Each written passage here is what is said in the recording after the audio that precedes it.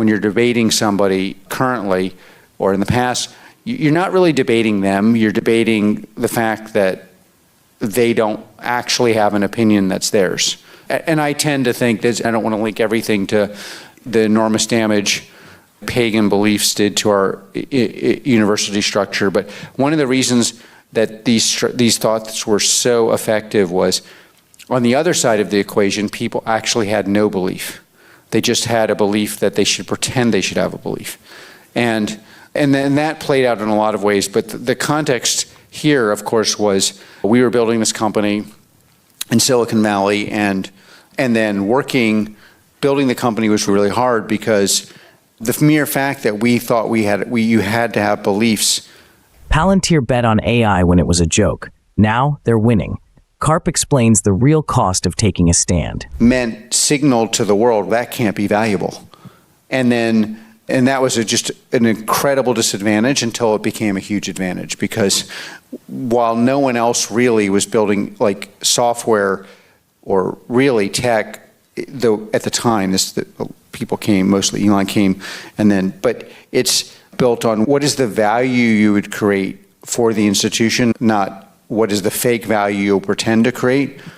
And that led to us being differentiated on one side, but on the other side, and you just look at whatever structure you're skeptical of. I think one of the things that got the university presidents into trouble, the ones that got fired, I think if they were being honest, they just didn't know what they were supposed to pretend they believed.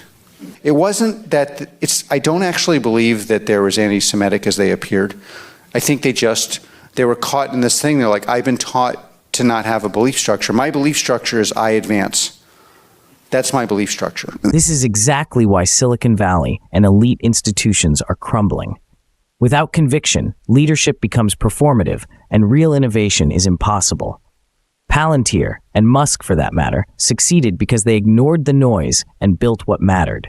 Wasn't that always a sort of, in the business context, a sort of Milton Friedman-esque view, which was that you're supposed to do whatever is best for the company, and therefore you were not supposed to have a view. And then when it became politically attractive to have a view, even come 2020, let's say, then some of these sort of views, which I think you think were somewhat... the standard, that's a complicated question, because there's a question of whether society should have whether capitalism should be the arbiter of value based on a normative schema, I think is different than whether the people creating the value have a normative structure. So if you look at the institutions that are great in this society, universities, actually the structure of capitalism, how it was built, the best companies, the best artists, the best interesting people, they almost always have a very strong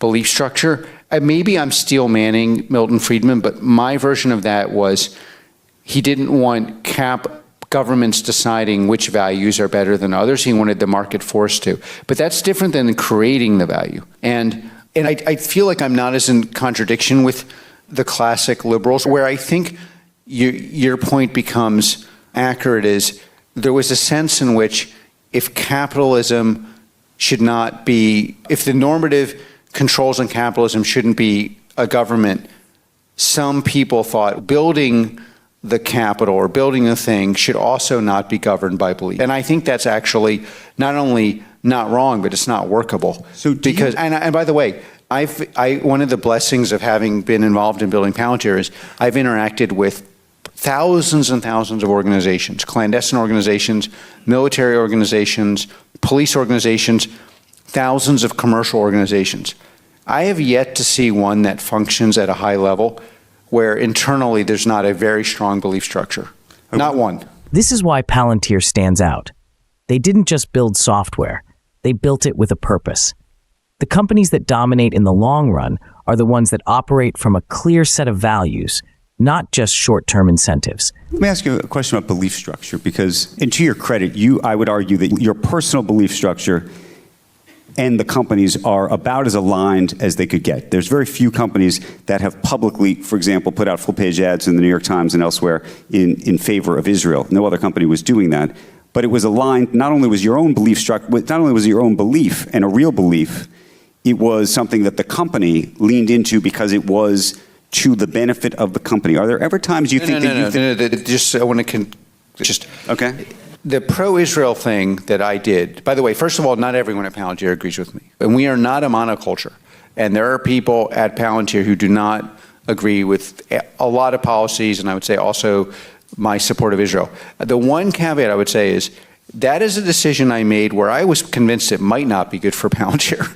So what did you think could happen? We're a publicly traded company, and on October 8th, the streets are filled with people protesting. My view is they're protesting that there's the Jewish state and Jews are weak, so we're going to go out and persecute and prosecute. But you're a publicly traded company. We have customers. I have employees. We have all sorts of customers that are also publicly traded companies. There's lots of people who could say, hey, we're not going to work with them. That could cause us revenue. That could cause me problems. It's how do I explain to my investors in purely Milton Friedman-like terms, you're not supposed to do something that can in any way cost you a customer ever. But by the way, I think one of the things that costs you a lot of customers is never doing anything that will cost you a customer. And so, I think for me, and again, one of the things I think a lot about in my mind's eye is we've made a lot of decisions at Palantir. I was involved in the co-founding, as a co-founder, involved in building PG, which is our first product, not as involved in our first commercial product, but definitely around Apollo, Foundry, Ontology, and then being sticking up for we should have a border, being involved in supporting Project Maven. Isn't this exactly why Palantir stands out? In an era where most corporations bend to the loudest voices, Palantir takes a firm stand, even when it's risky. And ironically, that conviction attracts more trust and respect than playing it safe ever could. Isn't real leadership about making the tough calls, not just the profitable ones? And then I often, and in Israel, what I found to my own surprise is the decisions that I've made where I thought, oh, this could cost us a lot. AI was a joke when we got involved. Israel looked and still is dangerous. And there are a lot of people who are virulently anti-Israel, blindly anti-Israel.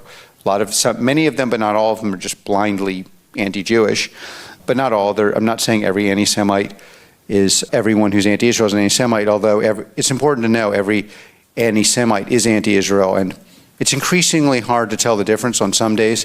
And also, if you're anti-Israel, you are very comfortable hanging out with anti-Semites. But there still is an analytical, theoretical distinction. But the decisions where it really did not look like always like the best decision, like when we built PG, we had license from our investors to build an analytic product. We found from the customer that what the customer, in this case clandestine services, you can think of who, that they didn't really need an analytic product. They needed a data integration engine with a very robust security model that could also deal with unstructured text.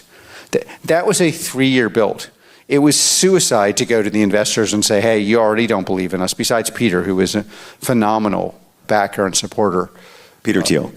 My co-founder and legend. That was the worst business decision you could ever make. Another bad business decision, suicidal from the perspective of getting a multiple, something that some people believe we succeeded at 20 years later, was having forward deployed engineers. The reason no one had forward deployed engineers is to make the product actually valuable, especially before AI, you needed people on the front line to customize the product, but then have the discipline to productize the things you were customizing, which is really hard. The flat hierarchy we have, which makes sense to no one and pisses off people and people leave because they don't get the power they want. The equity, we distribute tons of equity to Palantir, more equity than any other company I've ever even heard of from my perspective. Like investors, that causes them dilution. And we were pro-West and pro-American when it was not popular. But in any case, it's an endless list of things that were the worst business decisions ever. But looking back 20 years from Genesis, every single one of those that looked terrible ended up being the best decisions we ever made. Isn't this the difference between real visionaries and those just chasing the latest trend? Palantir didn't follow the herd. They went against it. When everyone else was focused on immediate profits and investor-friendly decisions, they were making high-risk moves that seemed irrational at the time. AI wasn't cool when they committed to it. Pro-Western values weren't profitable when they defended them. A flat hierarchy confused people. But fast forward to today. Who else in enterprise software has this level of resilience, influence, and staying power? Doesn't this prove that taking the hard road is often the only road to true success?